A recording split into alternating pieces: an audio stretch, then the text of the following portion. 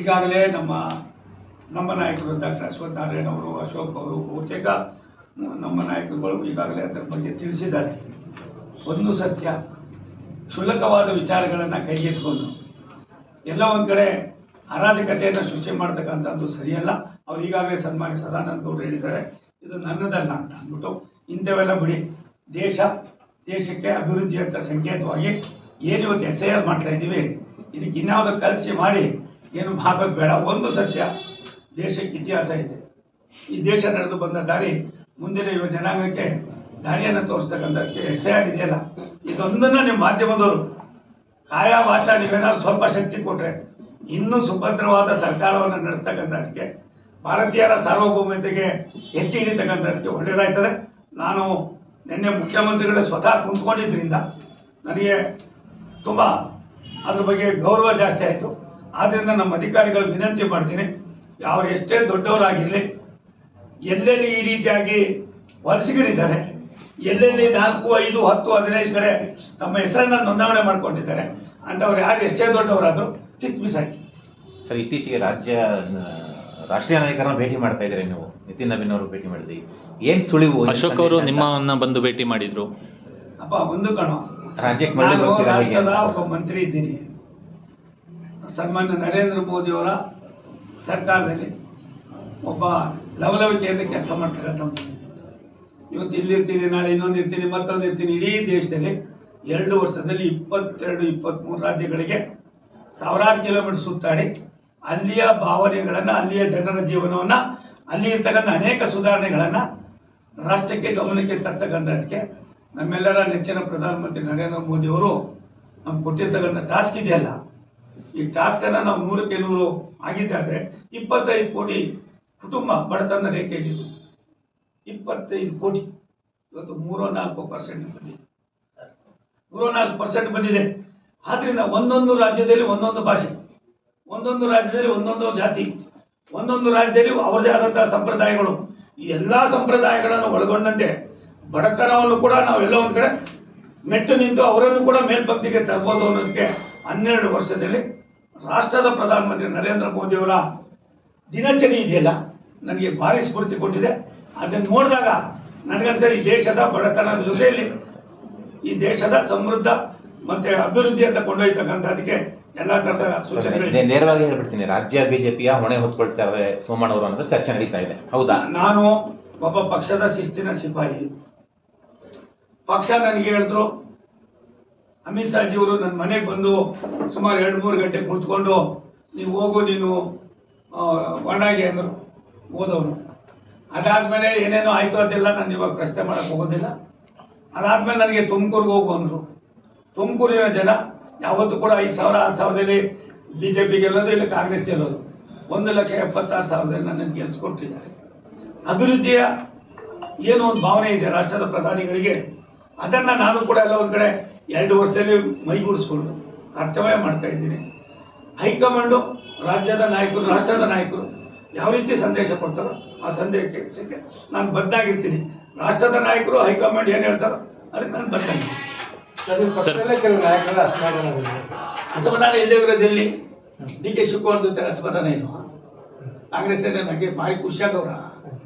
ನಾವು ನಮ್ಮಲ್ಲಿ ಹೈಕಮಾಂಡ್ ಅನ್ನೋದಕ್ಕಿಂತ ಹೆಚ್ಚಾಗಿ ಅಭಿವೃದ್ಧಿಯ ಪರವಾದ ಚಿಂತನೆಗಳನ್ನು, ಈ ರಾಷ್ಟ್ರವನ್ನು ಮುನ್ನಡೆಸ್ತಕ್ಕಂಥದ್ದಕ್ಕೆ ಯಾವ ರೀತಿ ಹೋಗಬೇಕು ಅನ್ನೋದನ್ನು, ಈ ರಾಷ್ಟ್ರವನ್ನು ಇನ್ನು 10 ವರ್ಷಕ್ಕೆ ವಿಕಸಿತ ಭಾರತ 2047ಕ್ಕೆ ಈ ದೇಶ ಎಲ್ಲ ಆ್ಯಂಗಲ್ನಲ್ಲೂ ಯಾವ ರೀತಿ ಇರಬೇಕು ಅನ್ನೋದಕ್ಕೆ ಯಾರಾದರೂ ರಾಷ್ಟ್ರದ ಬಗ್ಗೆ ಚಿಂತನೆ ಮಾಡಿ 12 ವರ್ಷದಲ್ಲಿ 50 ವರ್ಷದ ಸಾಧನೆಯನ್ನು ಮಾಡಿರ್ತಕ್ಕಂಥವ್ರು ಒಬ್ಬರೇ ಒಬ್ಬರು ರಾಷ್ಟ್ರದ ಪ್ರಧಾನಮಂತ್ರಿ ನರೇಂದ್ರ ಮೋದಿಯವರು.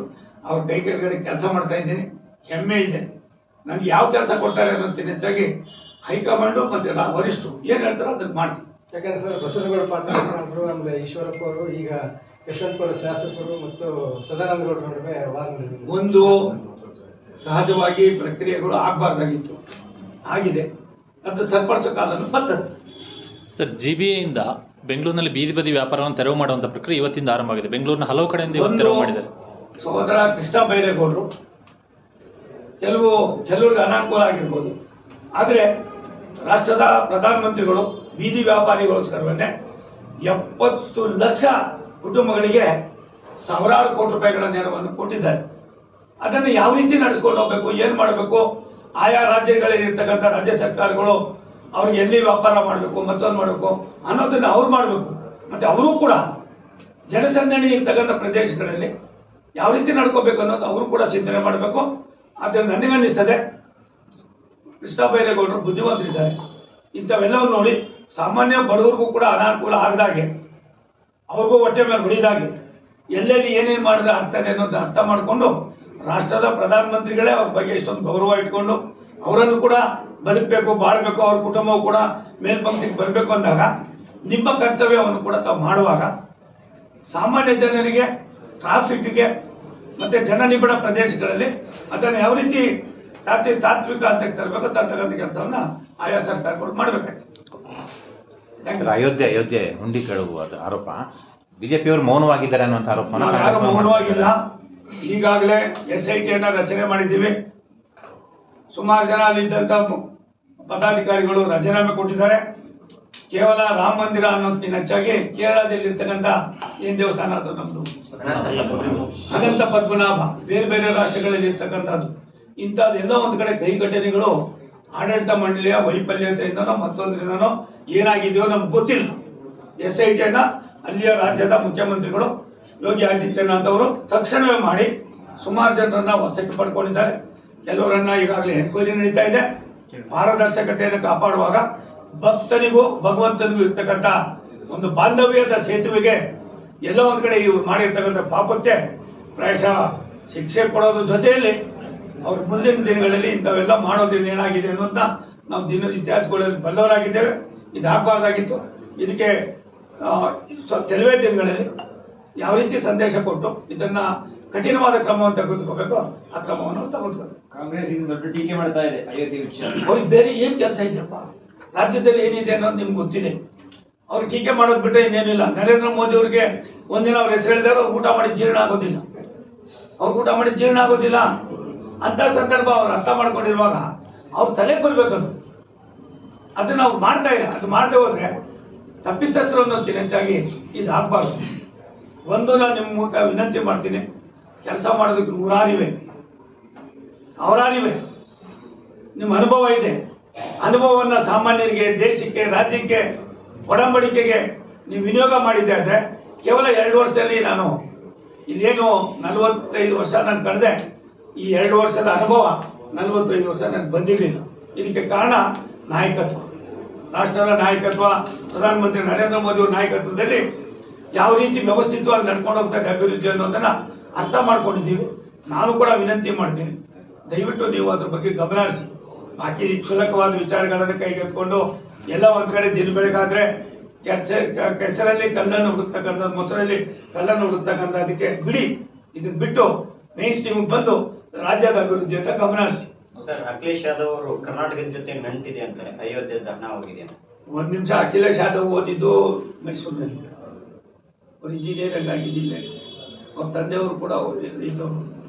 ಒಂದು ಅಖಿಲೇಶ್ ಯಾದವ್ ಅವ್ರಿಗೆ ಏನಾಗಿದೆ, ಎಲ್ಲ ಒಂದು ಕಡೆ ಇತ್ತೀಚೆಗೆ ಒಂದು ರೀತಿಯ ಗೊಂದಲವನ್ನು ಅವರೇ ಸೃಷ್ಟಿ ಮಾಡ್ಕೊಳ್ತಾ ಇದ್ದಾರೆ. ನನಗೂ ಕೂಡ ಚೆನ್ನಾಗಿ ಪರಿಚಯ ಇರ್ತಕ್ಕಂಥವ್ರು. ರಾಜ್ಯ 60 ಲೋಕಸಭೆಯಲ್ಲೂ ಕೂಡ ನಾವು ಭೇಟಿ ಮಾಡ್ತಾ ಇರ್ತೀವಿ. ಆದ್ದರಿಂದ ಅನಾವಶ್ಯಕವಾಗಿ ಆಗಿದೆ, ರಾಮ ಮಂದಿರದಲ್ಲಿ ಆಗಿದೆ. ಅದಕ್ಕೆ SIT ಮಾಡಿದ್ದಾರೆ, ತಕ್ಷಣವೇ ಮಾಡಿದ್ದಾರೆ. ಎಲ್ಲ ಥರದ ಕ್ರಮಗಳು ಆಗ್ತಾ ಇದೆ. ನಿಮ್ಮದೇ ಆದಂಥ ಭಾವನೆಗಳನ್ನು ಹೇಳುವಾಗ ನೀವು ಕೂಡ ಎಲ್ಲ ಒಂದು ಕಡೆ ಬಾಯಿ ಚಪ್ಪಲದ ಮಾತುಗಳಿಗೆ ಕಡಿವಾಣ. ಅಲ್ಲ, ಕರ್ನಾಟಕದ ಜೊತೆ ನಂಟಿದೆ ಅಂತ ಹೇಳ್ತಾರೆ. ಏನು ಒಂದು ನಿಮಿಷ ತಾಳಿ. ಒಬ್ಬ ಉತ್ತರ ಪ್ರದೇಶ ಅಂತ ರಾಜ್ಯದ ಮುಖ್ಯಮಂತ್ರಿಗಳಾದವರು, ಜವಾಬ್ದಾರಿ ಸ್ಥಾನದಲ್ಲಿದ್ದವರು ಮಾತನಾಡುವಾಗ ಅದಕ್ಕೆ ಗಾಂಭೀರ್ಯತೆಯನ್ನು ಅರ್ಥ ಮಾಡ್ಕೊಂಡು ಮಾತಾಡಿದ್ರೆ ಒಳ್ಳೆಯದು. ಅನಾವಶ್ಯಕವಾಗಿ ಮಾತಾಡಿ ಎಲ್ಲ ಒಂದು ಕಡೆ ಜನರ ಭಾವನೆಯಲ್ಲಿ ಮತ್ತೊಂದು ಪಂಕ್ತಿಗೆ ಸೇರಿಕೊಳ್ಳುತ್ತೆ.